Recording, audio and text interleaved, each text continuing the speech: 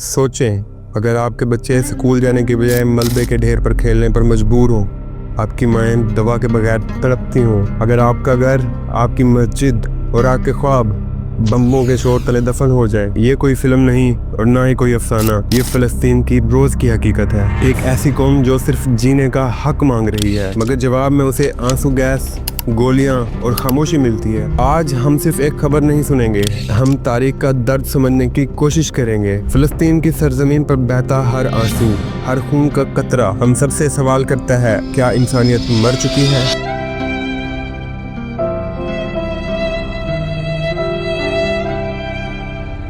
आइए इस वीडियो में समझते हैं कि ये जंग कहां से शुरू हुई, आज तक ख़त्म क्यों ना हो सकी और हम सबका इसमें क्या किरदार है। आज हम बात करेंगे एक ऐसे मसले की जो कई दिहाइयों से चलता आ रहा है। आइए आसान ज़बान में समझते हैं कि ये जंग कहां से शुरू हुई और इनके पीछे क्या असबाब हैं और दुनिया पर इसके क्या असरात हैं। सन 1800 से पहले फ़लस्तीन एक पुरअमन और खूबसूरत जगह थी। यहाँ 3 बड़े मज़ाहिब जिनमें यहूदी, मुसलमान और ईसाई शामिल हैं, सदियों से इकट्ठे रह रहे थे।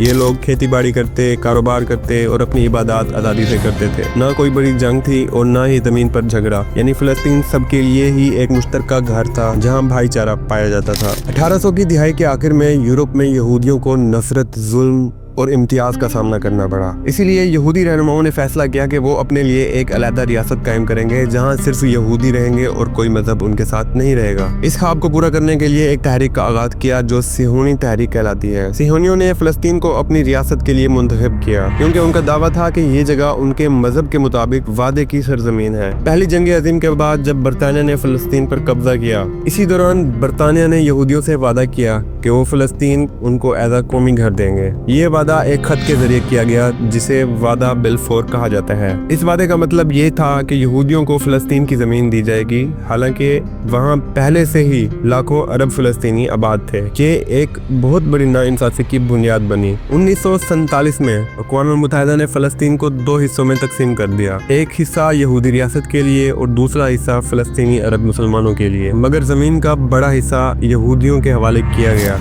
उस वक्त फ़लस्तीन की आबादी का तकरीबन 70% हिस्सा मुसलमानों पर मुश्तमिल था, मगर जमीन का बड़ा हिस्सा यहूदियों की रियासत को दे दिया गया, जबकि तादाद में वो तकरीबन 30% तक थे। फ़लस्तीनी अवाम ने इस फैसले को सख्ती से मुस्तरद किया क्योंकि वो अपनी जमीन किसी दूसरे को देने के हक में न थे। फिर इसी तरह 14 मई 1948 को कुछ यहूदी रहनुमाओं ने फ़लस्तीन पर हमला किया, एक बड़े हिस्से पर कब्जा करके इसराइल के क़याम का ऐलान कर दिया। उस दिन हजारों फ़लस्तीनियों के घर को जला दिया गया, इन्हें कत्ल किया गया, जबरदस्ती निकाला गया। तकरीबन 8 लाख फ़लस्तीनी अपना वतन छोड़ने पर मजबूर हुए, जिनमें औरतें, बच्चे और बूढ़े शामिल थे। ये वाकया फ़लस्तीनी तारीख में नकबा के नाम से जाना जाता है। नकबा फ़लस्तीनियों के दिल पर एक ऐसे जख्म की तरह है जिसको वक्त आज तक भर न सका। 1948 में जब इसराइल ने खुद को एक मुल्क करार दिया तो कुछ अरब ममालिक, जिनमें मिस्र, अर्दन, शाम और लबनान शामिल थे, फ़लस्तीनियों की मदद के लिए इसराइल के खिलाफ जंग के लिए खड़े हो गए। मगर इसराइल ने न सिर्फ अपना कब्जा बरकरार रखा बल्कि जंग में फ़लस्तीन का एक और बड़ा हिस्सा भी अपने कब्जे में ले लिया। लाखों फ़लस्तीनियों को उनका घर छोड़ना पड़ा। दर्जनों फ़लस्तीनी देहात मुकम्मल तौर पर तबाह हो गए। इसके बाद फिर 1967 में एक जंग शुरू हुई जो सिर्फ 6 दिन तक कायम रही और इन 6 दिनों में इसराइल ने 3 बड़े इलाकों पर कब्जा कर लिया, जिनमें गजा, वेस्ट बैंक और मशरकी बैतुल मुकद्दस का हिस्सा शामिल था। इसराइल ने इन इलाकों पर फौजी कब्जा कर लिया, हजारों फ़लस्तीनियों को अपना घर छोड़ना पड़ा। इसके बाद फिर 1973 में मिस्र और शाम ने इसराइल पर हमला किया ताकि 1967 में जिन इलाकों पर कब्जा हो चुका था उनको वापस लिया जा सके। जंग में शदीद लड़ाई हुई मगर इसराइल फिर भी ताकतवर रहा। इन जंगों के नतीजों में फ़लस्तीन के पास अपनी ज़मीन, आज़ादी और शनाख्त सब छिन चुकी थी और फिर यूं हुआ 1987 से लेकर 1993 तक कुछ ऐसी तहरीकें चली जिनमें अवाम बगावत पर निकल आई थी। नौजवान सड़कों पर निकल आए जिनके हाथों में सिर्फ पत्थर थे।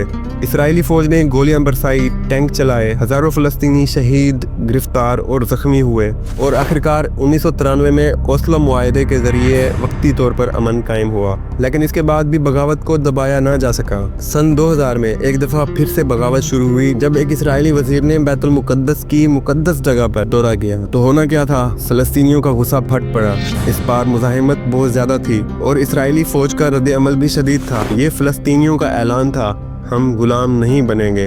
अब हम यहाँ पे ये जानेंगे कि हमास क्या है। हमास एक फ़लस्तीनी मुज़ाहिमती तंजीम है। 2006 के इंतखाबात में हमास ने गज़ा में अक्सरियत हासिल करके हुकूमत संभाल ली। जब से हमास ने गज़ा पर हुकूमत संभाली तो इसराइली हुकूमत ने इसे खतरा करार दिया और बार बार हमले किए। 2008, 2012, 2014, 2021 और 2023 के बहुत बड़े हमले थे। हर जंग में सैकड़ों फलस्तीनी बच्चे, खवातीन और शहरी शहीद हुए। स्कूल, अस्पताल, घरों को बमबारी से तबाह किया गया। 2007 से इसराइल और मिस्र ने गजा की सरहदें बंद कर रखी हैं। ना कोई आज़ादाना नकलो हरकत, ना दवाएं, ना खुराक, ना तिजारत। लोग खुले आसमान तले कैद हैं। हमास को मगरिब और इसराइल दहशतगर्द कहते हैं, मगर फ़लस्तीनी अवाम के लिए वो वाहिद तंजीम है जो मुज़ाहिमत कर रही है। अमेरिका इसराइल का सबसे बड़ा हिमायती मुल्क है।